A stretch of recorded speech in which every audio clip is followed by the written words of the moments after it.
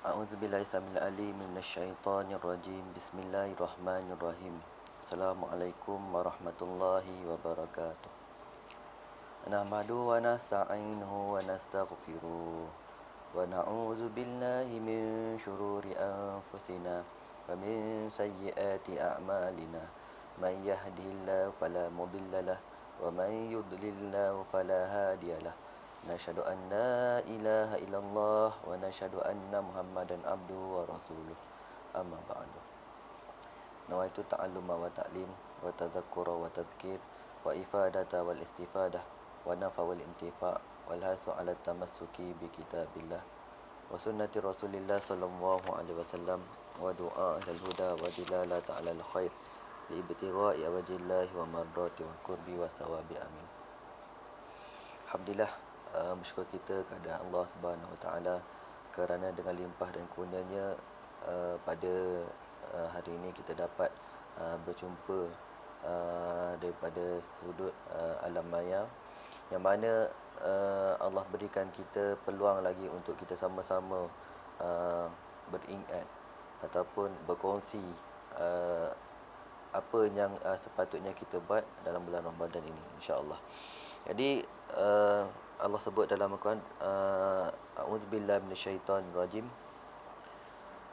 Kutiba alaikumusyiyamu kama kutiba alal ladzina min qablikum la'allakum tattaqun. Shadaqallahul aliyyul azim. Jadi tuan-tuan, puan-puan yang dirahmati Allah sekalian, sidang pendengar yang dirahmati Allah sekalian, ayat ini ayat yang biasa kita dengar setiap kali kita masuk pada bulan Ramadan, ataupun setiap kali penceramah akan bercerita berkaitan dengan bulan Ramadan. Jadi ayat ini makruf. Jadi pun begitu, dalam kita punya kebiasaan kita mendengar ayat ini, adakah kita mengambil ia daripada sudut kefahaman dan sudut amalan? Jadi kalau kita tengok sekali harung daripada ayat yang disebutkan oleh Allah Subhanahu Wa Taala itu tadi, kutiba alaikumusyiyamu kama kutiba alal ladzina min qablikum la'allakum tattaqun. Yang mana Allah sendiri telah sebut, Allah telah mewajibkan puasa, yang mana puasa ini Allah juga wajibkan kepada kaum-kaum yang lain sebelum daripada kamu, iaitu kita umat Nabi Muhammad sallallahu alaihi wasallam. Yang mana tujuan puasa itu sendiri tak lain dan tak bukan ada dua, iaitu la'allakum tattaqun. La'allakum tattaqun. Jadi bila kata la'allakum tattaqun, dia berkait juga dengan iman. Okey. Jadi tuan-tuan dan puan-puan, sidang pendengar yang dirahmati Allah sekalian, sebelum saya lupa, saya nak ucapkan jutaan tahniah dan terima kasih kepada tingkatan 4 sesi 2020 kerana berjaya mengadakan program Ihya Ramadan walaupun kita dalam musim PKP. Tak juga saya lupakan kepada unit tarbiyah Madrasah Adisiyah, tahniah saya ucapkan, dan turut menggerakkan program Ihya Ramadan kita pada tahun ini ialah guru-guru daripada panitia LAM Madrasah Adisiyah. Alhamdulillah. Dan saya ucapkan jutaan terima kasih sekali lagi kerana sudi jemput saya untuk memberikan slot ataupun mengisi slot pada hari ini. Jadi tuan-tuan dan puan-puan, hadirin dan hadirat serta sidang pendengar, penonton yang dirahmati Allah sekalian, berbalik kepada ayat yang saya sebutkan tadi. Jadi kita kena faham, ya, kita kena faham puasa ini dia ada dua sudut. Bila kata puasa, dia sebenarnya dia ada dua sudut. Dan berdasarkan daripada ayat ini dan ayat-ayat yang lain serta hadis-hadis Nabi yang banyak, kita akan faham sebenarnya puasa ni dia ada dua. Ya, dia ada dua. Dia terbahagi kepada dua. Apa dia? Puasanya zahir dan puasanya batin. Puasanya zahir dan puasanya batin. Yang mana tuan-tuan dan puan-puan, adik-adik, anak-anak yang dirahmati oleh Allah sekalian, kita kena faham puasa zahir ni apa?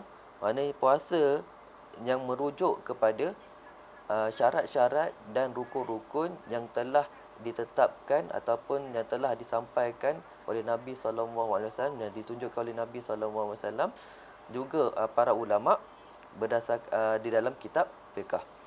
Jadi bila kita rujuk, kita faham puasa zahir itu adalah merujuk kepada syariat, maka kita akan faham. Bila kita rujuk balik kepada kitab-kitab fiqh, kita akan nampak ulama menyebutkan yang mana puasa ini, ulama memberikan takrifan daripada sudut istilah, iaitu menahan diri daripada makan, minum dan perkara-perkara yang membatalkan puasa daripada terbit fajar hingga ke terbenam matahari dengan niat puasa. Dengan niat puasa itu boleh rujuk balik kepada kitab-kitab fiqh yang muktabar dalam fiqh mazhab Syafi'i. Jadi sidang hadirin hadirat yang dirahmati Allah sekalian, itu daripada satu sudut. Jadi puasa ini merupakan ibadah khusus manusia, terutamanya pada umat Nabi Muhammad sallallahu alaihi wasallam. Ya. Memang daripada ayat ini kita akan nampak Allah telah wajibkan kita berpuasa, seperti mana Allah wajibkan umat terdahulu berpuasa, khususnya kepada umat Nabi Muhammad sallallahu alaihi wasallam. Kenapa? Kerana Allah khususkan yang pada umat Nabi Muhammad ini puasanya 30 hari. 30 hari itu pula dalam satu bulan, yang mana bulan itu namanya Ramadan. Ya. Sedangkan umat-umat terdahulu, Allah wajibkan mereka hanya puasa satu hari. Kalau kita rujuk pada kitab-kitab tafsir, disebutkan umat-umat terdahulu, saya ambil umat kaum Yahudi dahulu, mereka ini disyariatkan puasa satu hari je. Mereka ini disyariatkan berpuasa hanya satu hari sepanjang tahun. Satu hari sepanjang tahun. Jadi apa yang berlaku? Disebabkan bongkak, disebabkan mengikut hawa nafsu, mereka ini terpesong daripada ajaran Allah Ta'ala. Ya? Mereka ini terpesong daripada ajaran Allah Ta'ala, yang mana mereka ni mengubah-ubah pensyariatan puasa itu sendiri. Ya? Pada asalnya, mereka ni hanya puasa satu hari, iaitu bila? Hari Sabtu. Mereka ini ada puasa pada hari Sabtu. Ada yang menyebutkan mereka ni puasa pada hari Ahad. Ada yang menyebutkan mereka ni berpuasa pada hari Jumaat. Allahu a'lam. Jadi nak sebutkannya apa? Nak sebutkannya bahawasanya mereka ni puasanya pada asalnya satu hari je. Lepas tu mereka ini disebabkan hawa nafsu mereka, disebabkan mereka kebongkakan mereka ni mengubah-ubah syariat. Kan? Daripada tahun demi tahun, tahun demi tahun, asalnya yang puasanya satu hari jadi 3 hari. Asalnya daripada 3 hari jadi 10 hari. Asal daripada 10 hari jadi 30 hari. Asal daripada 30 hari jadi 3 bulan berturut-turut. Asal daripada 3 bulan berturut-turut jadi setahun. Dan akhirnya apa yang berlaku? Pensyariatan puasa pada umat-umat terdahulu ni yang akhirnya memakan diri mereka sendiri. Apa yang berlaku? Mereka memberat-beratkan, bahkan menambah ibadah yang akhirnya menyusahkan diri mereka sendiri. Akhirnya mereka futur ataupun rasa lemah daripada berpuasa dan tinggal terus. Yang tinggal hanya sekarang hanya sakit baki saja yang puasa. Itu pun hanya ikut takrifan mereka. Kalau kita tengok buka kepada pembandingan agama, disebutkan Kristian ni kalau dia puasa juga macam kita, tapi puasa dia bukan macam kita puasa. Puasa dia apa? Puasa dia ikut apa dia nak puasa. Contoh hari ni aku puasa tak minum arak hari ni. Ataupun aku puasa tak minum arak sebulan. Tu ajalah. Dia puasa macam tu. Tapi makan minum benda lain dia makan. Dia buat juga benda-benda yang lain, tapi dia hanya mengkhususkan puasa-puasa tertentu dengan keadaan-keadaan tertentu ataupun perkara-perkara yang tertentu. Dalilnya apa? Dalilnya kalau kita tengok dalam Al-Quran, dia berdalilkan Sayyidatina Maryam, yang mana Sayyidatina Maryam ini dia puasa, disebut dekat dalam Al-Quran, dia puasa tidak dia berpuasa dengan tidak bercakap dengan manusia. Dia berpuasa dengan tidak bercakap dengan manusia. Allahu a'lam. Itu kita tengoklah, tu sedikit sejarah berkaitan dengan puasa umat terdahulu. Jadi kita ni taklah puasa macam umat terdahulu. Allah dah tetapkan dah macam mana kita puasa, kan? Allah dah tetapkan dah macam mana kita berpuasa. Jadi ulama pula cari gari daripada Al-Quran, ambil daripada hadis, dan ulama dah telah ajarkan kita elok dia punya syarat dan rukun-rukun untuk berpuasa. Macam mana cukup teratur, cukup teliti, sehingga kita ada pada kita ni kita ni belajar, dan bila kita belajar ni beramal pula. Allahu a'lam. Itu daripada satu sudut, iaitu sudut zahir. Puasa daripada sudut zahir. Dan yang seterusnya saya nak menyebutkan apa pula yang dimaksudkan dengan puasa batin. Puasa batin adalah puasa yang lebih khusus, merujuk kepada keluasan makna ataupun takrifan puasa daripada sudut bahasa, iaitu menahan diri. Yang ini kita faham. Kalau kita buka kitab fiqh, dia akan sebut lughatan wa istilahan. As-saumu lughatan wa istilahan. Lughatan al-imsak. Satu perkataan je, iaitu terjemah kita ni biasanya sebut menahan diri. Adapun istilahnya seperti yang saya sebut al-imsaku, al-mubtilatul saumi apa sampai habis. Baik. Jadi puasa secara batin ini adalah lebih khusus. Lebih khusus. Selain dituntut untuk melaksanakan puasanya zahir yang ikut syariat yang diajarkan oleh Nabi dan ulama, kita juga dituntut untuk melakukan puasa yang batin. So kita kena ingat perkara tersebut. Jadi saya dah sebut secara umum apakah dia puasa yang batin itu. Jadi saya nak sebut sikit berkaitan dengan puasa yang batin. Apakah dia puasa yang batin? Iaitu puasa yang menahan anggota-anggota yang zahir ataupun panca indera yang 5 dari melakukan dosa-dosa dan maksiat-maksiat yang menyebabkan pahala ataupun fadilat puasa itu lupus. Seterusnya menghilangkan maksud ataupun tujuan puasa. Maksudnya kita faham kat sini ialah kita puasa yang batin ini ialah kita ni disuruh untuk menjaga diri kita daripada melakukan maksiat. Disuruh maksud daripada puasa yang lebih dituntut daripada puasanya zahir ialah dituntut atas kita untuk menahan diri daripada melakukan maksiat. Sama ada sekecil-kecil maksiat ataupun sebesar maksiat. Sama ada perkara itu yang makruh ataupun perkara yang haram. Lagi-lagilah perkara tersebut yang membatalkan puasa itu sendiri. Allahu a'lam. Jadi, apakah dia maksud ataupun tujuan puasa? Seperti mana saya ayat Quran dah sebut, maksud ataupun tujuan puasa tu mudah. Cuma kita nak ambil faham atau beramal je. Kan? Allah dah sebut dah dalam ayat Quran yang saya bacakan sebentar tadi. Pada awal-awal tadi saya dah sebut kutiba alaikumus siyamu kama kutiba alal ladzina min qablikum la'allakum tattaqun. La'allakum tattaqun. Satu, iaitu apa? La'allakum tattaqun. Tujuan ataupun maksud puasa ialah la'allakum tattaqun. Nabi sebut dalam hadis yang lain.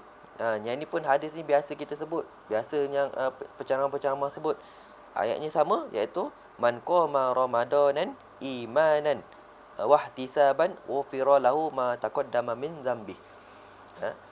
Yang mana disebut siapa-siapa yang mendirikan Ramadan dengan keimanan, wahtisaban, dan penuh muhasabah, ghufira lahu ma taqaddama min dzambih, diampunkan baginya dosa-dosanya yang terdahulu. Sama juga ayat Quran sebut benda yang sama, la'allakum tattaqun. Hadis pula mentafsirkan, iaitu apa? Imanan wahtisaban. Yang mana kalau kita faham belajar lebih dalam, kita akan faham bahawasanya nak dapat takwa ini tak dapat tidak mesti melalui iman, mesti melalui ihtisab. Kan? Mesti melalui iman dan ihtisab. Jadi tuan-tuan dan puan-puan yang dirahmati Allah sekalian, saya nak bawakan perkara ini benda penting. Berapa ramai daripada kita bila dia puasa, dia jaga panca indera dia. Kan? Paling dijaga sekali, paling susah nak jaga mata, mulut. Kan? Paling susah nak jaga mata dengan mulut. Pun sama lah juga telinga tu. Dan tak dilupakan juga panca indera yang namanya hati. Yang mana hati, perasaan ini kan, manusia selalu melupakan, kan, ingatkan, selalu ingat benda-benda yang lara. Bahkan benda-benda tersebut boleh membatalkan puasa pun sendiri kalau ikutkan, kan, sebab dia mendatangkan nafsu syahwat, kan. Jadi tuan-tuan dan puan-puan, benda ni orang tak selalu sebut. Orang selalu hanya sebut berkaitan dengan jaga puasa itu daripada perkara-perkara yang membatalkan daripada sudut zahir saja. Puasa daripada sudut zahir. Tapi bila berkaitan dengan puasa daripada sudut batin, orang tak berapa nak tekankan. Sedangkan yang ini sebenarnya yang dituntut dalam agama. Yang lebih-lebih dituntut dalam agama ialah puasa yang batin. Puasa yang batin. Tuan-tuan dan puan-puan, sidang pendengar yang dirahmati Allah sekalian, saya nak bawakan benda yang penting. Kita ni puasa ni tak dapat tidak, tujuan kita satu je. Kan, tujuan kita satu. Kita dah tahu dah matlamat tu puasa tu apa. Matlamat dan tujuan tu puasa tu apa, kita dah tahu sedikit. Soalannya, apakah yang kita nak hasil daripada tujuan tadi tu, iaitu kita nak dapatkan imanan ihtisaban la'allakum tattaqun. Yang mana tiga-tiga perkara tersebut ni, tiga-tiga perkara yang saya sebut ni, tak dapat tidak, tiga-tiga perkara tersebut ni adalah perkara yang membawa pada redha Allah Taala. Kita buat apa-apa kat dunia ni, semua perkara dekat dunia ni semata-mata nak Allah sayang je kat kita. Kita nak Allah sayang kat kita, kita nak Allah redha dekat kita. Bila Allah sayang kat kita, bila Allah redha kat kita, tak ada apa yang lebih bahagia dekat dunia ni. Bukan kat dunia saja, dekat akhirat. Bukan kat dunia saja, dekat akhirat. Jadi tuan-tuan dan puan-puan yang dirahmati Allah sekalian, benda ni penting. Jadi saya rasa cukup sampai situ. Saya ingat mungkin kat situ tuan-tuan lebih arif daripada saya, lebih banyak boleh dengar, lebih banyak dengar dan lihat lebih banyak daripada guru-guru, daripada guru-guru yang lebih berpengalaman daripada saya di luar sana. Banyak dekat YouTube pun ada yang hebat-hebat daripada saya. Mereka akan mensyarahkan berkaitan dengan perkara ini. Jadi sukalah saya nak buat kesimpulan daripada apa yang saya cakap pada hari ini, iaitu kita berpuasa ini untuk Allah sayang dan Allah redha. Tak dapat tidak memerlukan kepada melaksanakan dengan penuh teliti dan sempurna sepertinya Allah hendak. Buat apa yang sepertinya Allah hendak. Mesti ikut Al-Quran dan Sunnah, mesti ikut apa yang ulama ajar. Ulama tu pula ulama yang muktabar, ya. Mesti rujuk pada ulama yang muktabar dalam bab pensyariatan, bukan sekadar ikutan semata-mata. Ataupun kita baca daripada rujukan yang tak tahu kekuatannya, kesahihannya. Yang ketiganya, dalam melaksanakan syariat puasa yang zahir, jangan dilupakan ataupun jangan diringankan syariat puasa yang batin. Jauhilah ataupun kurangilah perkara-perkara ataupun perbuatan-perbuatan yang mengurangi maksud puasa, seperti perkara yang lara dan makruh, lagi-lagilah perkara yang haram. Yang masa saya sebut tadi, antara perkara-perkara yang lara iaitu membuat banyak buang basa, banyak bersembang, banyak tidur berlebihan. Antaranya benda yang haram, tak perlulah kita nak syarah panjang. Tadi dah sebut tadi, antaranya memandang perkara yang haram, mendengar perkara yang haram, mengumpat manusia, mengata manusia, dan yang terakhir berfikir sesuatu yang diharamkan, walaupun hanya terbayang di akal, walaupun hanya teringat di hati. Jadi dalam berbaki beberapa minit ini, saya nak kalau boleh saya nak kurang daripada 20 minit. Saya nak bawa satu cerita. Moga-moga kita boleh berfikir tentang hikmah puasa ini. Tuan-tuan, puan-puan, hadirin hadirat, sidang pendengar yang dirahmati Allah sekalian, suka saya bawa satu cerita ni. Saya pergi mana pun saya suka bawa cerita ni, dan saya suka ingatkan diri saya berkaitan dengan cerita ini, terutamanya bila masuk bulan Ramadan. Jadi saya nak cerita berkaitan dengan hakikat ulat dan ular. Dengar macam sama, ulat satu bunyi ulat dengan T, satu dengan bunyi ular dengan bunyi R. Hujungnya bezanya bezanya hanya hujung. Semua sama, daripada depan, tengah, depan dan tengah sama, tapi belakang dia yang berbeza. Tuan-tuan, puan-puan, fikirkan. Jadi ulat dan ular ni, dua-dua ni orang tak suka.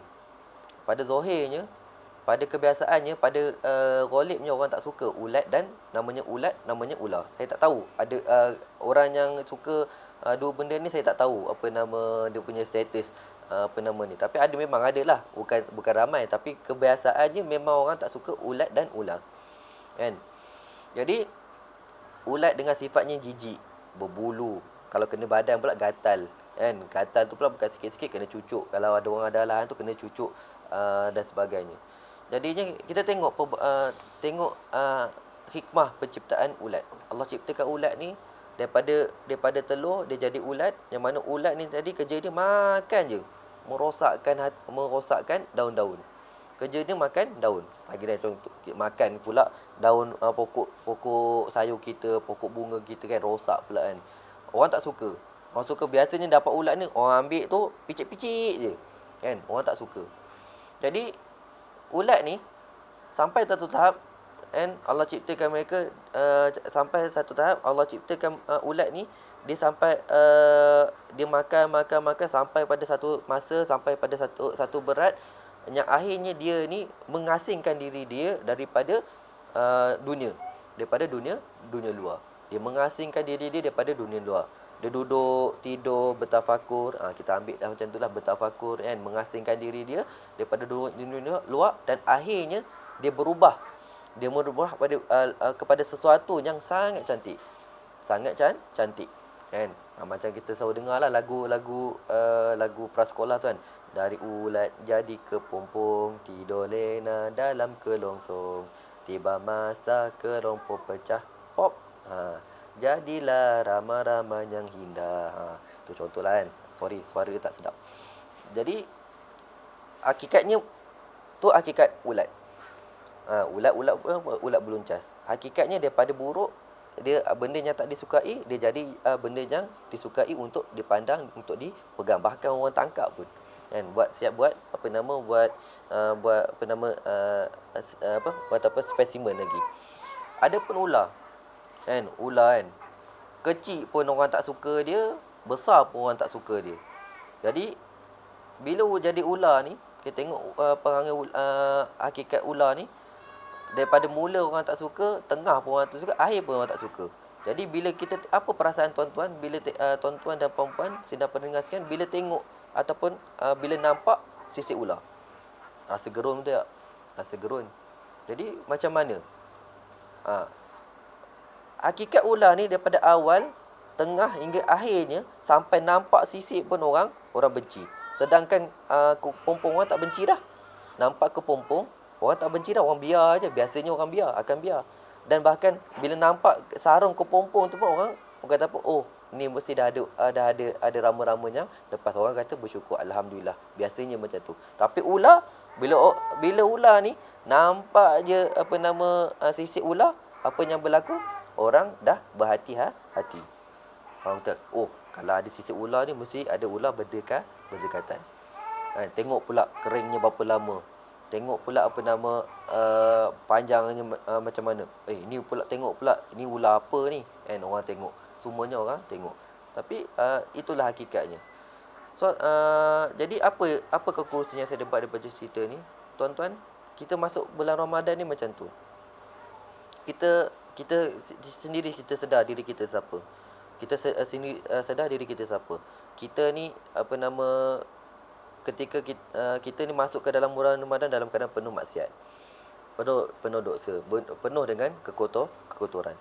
Kita semua tak payah cakap siapa-siapa, kita cakap diri kita. Kita sendiri lebih kenal diri kita siapa. Kita lebih tahu siapa diri kita, apa yang kita buat, kita tahu. Tapi tuan-tuan dan puan-puan, Allah kurniakan kita Ramadan ini untuk kita sucikan diri kita, zahir dan batin. Allah datang ke bulan Ramadan ni, kurniakan kita bulan Ramadan ni untuk sucikan zahir dan batin kita. Yang mana zahir pun Allah sucikan, batin pun Allah sucikan. Yang mana kalau kita tengok zahir ni hebatnya Allah, sayangnya Allah pada kita. Pada zahir ni kita tengok Allah kalau kita tengok benar-benar kita kaji betul-betul apa akan yang berlaku pada ada 4 fasa yang berlaku dalam ketika kita berpuasa. Yang mana akan berlaku pada fasa pertama itu cleansing process. Kedua, seterusnya berlaku padanya proses pembaik pulihan sel-sel yang rosak dalam tubuh badan. Seterusnya berlaku proses detoksifikasi, dan akhirnya berlaku keadaan fungsi tubuh berada dalam keadaan yang maksimum. Kita akan rasa benda ni semua. Kita akan rasa semua. 10 harinya pertama ni kita dah rasa dah proses cleansing tu. Kita sedang merasai proses cleansing. Ni nak masuk fasan yang kedua ni, dan sedang pun masuk fasan yang kedua ni, iaitu apa? Kita masuk pada proses regenerate dan detox. Kita sedang masuk pada regenerate dan detox. Dan insya-Allah pada 10 malam yang terakhir badan kita ni dalam keadaan yang pulih 100% hasil daripada setahun yang kita gunakan. Tuan-tuan dan puan-puan, itu pembersihan daripada sudut zahir. Adapun sudut batin, sepatutnya tuan-tuan, bila kita masuk dalam bulan Ramadan ni dalam keadaan yang kotor, sepatutnya bila kita keluar daripada bulan Ramadan ni, sepatutnya kita dah bersih daripada segala dosa dan noda, terutamanya dan namanya dosa syirik dan kufur. Sepatutnya, tuan-tuan dan puan dan yang dirahmati Allah sekalian, saya tak cakap benda ni atas dasar saya ni lebih hebat daripada tuan-tuan dan puan-puan. Saya lebih teruk daripada tuan-tuan dan puan-puan. Cuma atas dasar peringatan untuk diri saya sendiri, saya bercakap untuk ingatkan diri saya sendiri supaya kita sendiri jadi muhasabah. Kita buat apa yang sepatutnya kita buat. Kita guna sebetul-betulnya bulan Ramadan ini dengan sebaik-baiknya. Kita tak tahu lagi tahun depan kita akan dapat lagi Ramadan ataupun tidak. Ni alhamdulillah kita kena bersyukur kita berada dalam Ramadan ini dalam keadaan PKP, tak gaduh nak pergi kerja. Nisbah nak pergi kerja lah, tak gaduh nak pergi kerja penat apa semua, nak gaduh nak buat program tu, nak program ni, malam kita nak pergi semayang pula, nak baca Quran apa semua, kita tak gaduh. Kita sepanjang hari ini kita sepatutnya kita boleh sibukkan diri kita dengan beribadah pada Allah Taala. Dan tahniah kepada Tuan Pengetua kerana menganjurkan. Dan memang kita pun sendiri dah tahu, dah tengok dekat dalam notis yang disebarkan dalam sekolah, perkara-perkara yang sepatutnya kita buat dalam bulan Ramadan. Sepatutnya kita ibu bapa sendiri kena bantu dalam proses pentadbiran anak-anak di rumah, insya-Allah, selain daripada sekolah itu sendiri sebagai ejen pentadbiran. Allahu a'lam. Saya rasa cukup sampai situ. Dah lebih, asalnya lebih 27 minit. Sekarang dah lebih 27 minit, insya-Allah. Saya rasa saya minta maaf atas salah silap. Jika ada silap fakta, boleh hubungi saya, boleh mesej saya sendiri, insya-Allah. Jadi saya rasa cukup sampai situ. Marilah sama-sama kita tangguh perjumpaan kita dengan tasbih kafarah dan salawat. Subhanakallahumma wa bihamdika asyhadu an la ilaha illa anta astaghfiruka wa atubu ilaik. Bismillahirrahmanirrahim. Wal 'asr innal insana lafi khusr illa alladziina aamanu wa 'amilus shalihaati wa tawassaw bil haqqi wa tawassaw bis sabr. Assalamualaikum warahmatullahi wabarakatuh.